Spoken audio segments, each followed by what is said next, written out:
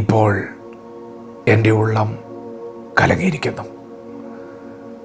ഞാൻ എന്തു പറയണ്ടോ? പിതാവേ, ഈ നാഴികയിൽ നിന്ന് എന്നെ രക്ഷിക്കണമേ.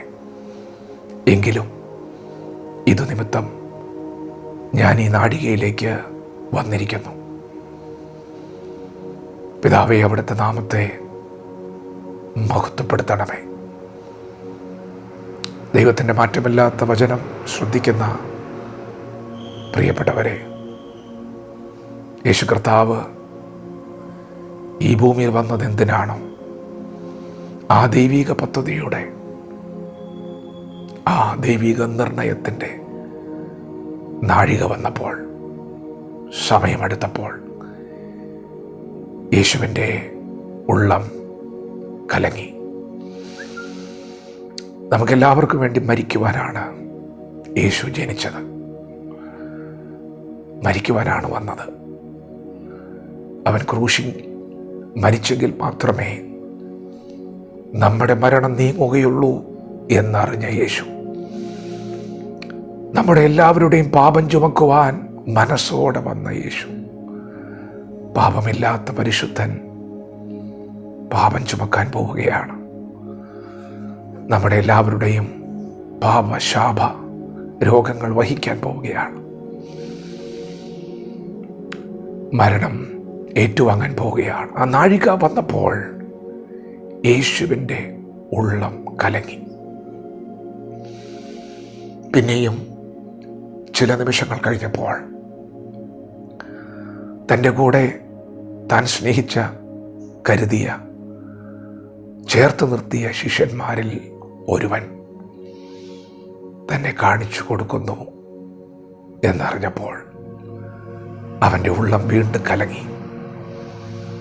സ്നേഹിച്ചവരുടെ പിന്മാറ്റം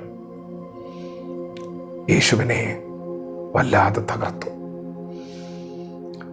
ഗെത്സമനയിലേക്ക് അടുത്തപ്പോൾ തൊട്ടടുത്ത നിമിഷം അതിവേദനയിലേക്ക് കടക്കുന്ന സമയത്ത്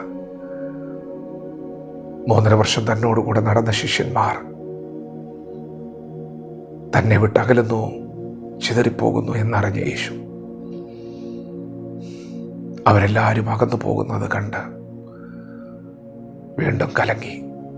അവരോട് പറഞ്ഞു, നിങ്ങൾ ചിതറുകയാണ്, എങ്കിലും എൻ്റെ പിതാവിനെ ഏകനായി വിടുകയില്ല. എല്ലാവരും തന്നെ വിട്ടകലുമ്പോഴും ജീവിതത്തിൽ ഒരു വലിയ ഒറ്റപ്പെടൽ, ഒരു വലിയ ഏകാന്തത യേശു അനുഭവിക്കുമ്പോഴും യേശുവിൻ്റെ ഏകബലം പിതാവ് കൈവിടില്ല എന്നായിരുന്നു. ഗെത്സമനയിലെ അതിവേദന താങ്ങാവുന്നതിലും അപ്പുറമായിരുന്നു. അവൻ്റെ പുറമുഴവ് ചാലുകൾ പോലെ കീറി. അവനെ അവർ മൃഗീയമായി ഉപദ്രവിച്ചു. പിതാവ് കൂടെയുണ്ട് എന്നൊരു ബലം യേശുവിനുണ്ടായിരുന്നു. എന്നാൽ ക്രൂശമരണത്തിൻ്റെ ഒടുവിലത്തെ സമയം, ദൈവമേ, നീ എന്നെ കൈവിട്ടതെന്ത് എന്ന് പറഞ്ഞ് കൂടെയുണ്ടെന്ന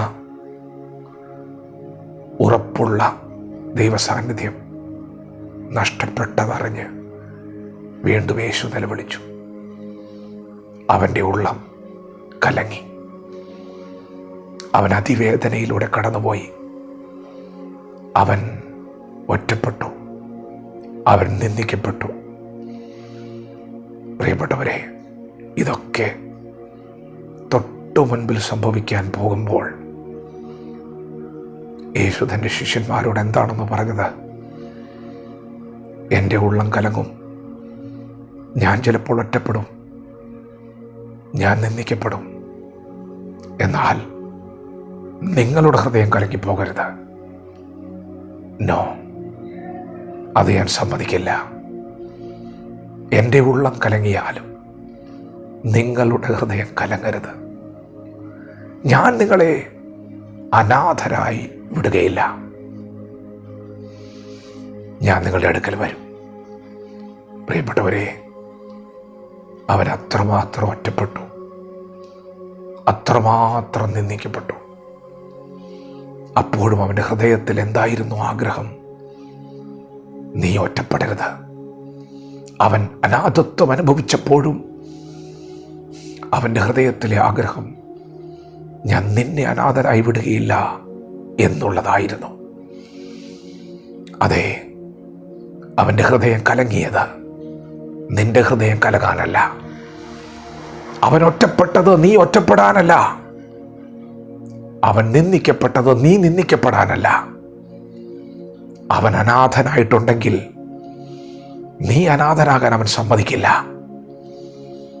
യേശു കർത്താവ് ക്രൂശിൽ മരിച്ചു, അടക്കപ്പെട്ടു, ഉയർത്തെഴുന്നേറ്റു.